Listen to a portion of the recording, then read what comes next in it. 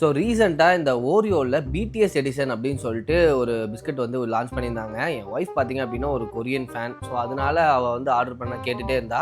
நானும் கடையில் எல்லா ஏரியாவும் தேடி பார்த்துட்டேன், எங்கேயுமே இல்லைங்க.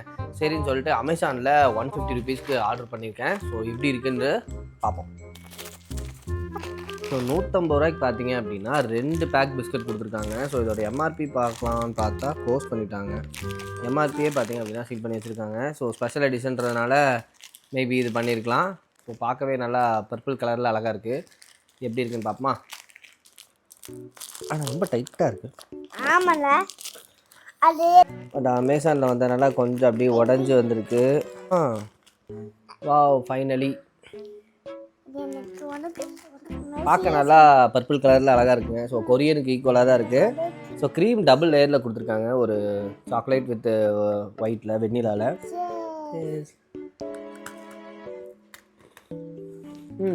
டேஸ்ட் வைஸ் வந்து கொஞ்சம் டிஃப்ரெண்ட்டாக தாங்க இருக்குது. ஓகே அப்படின்னு சொல்லுவேன். பட் ஸோ இது வந்து பார்த்தீங்க அப்படின்னா நான் அமேசானில் 150 ருபீஸ்க்கு வாங்கியிருக்கேங்க. கிட்டத்தட்ட பார்த்தீங்க அப்படின்னா கொஞ்சம் காஸ்ட்லி தான். ஏன்னா ஒரு பேக்கெட் வந்து 30 ரூபா 20 ரூபானா ஓகே. பட் 2 பேக்கெட் வந்து 150 ரூபான்றது நான் ஏமாந்துட்டேன் அப்படின்னு சொல்லுவேன்.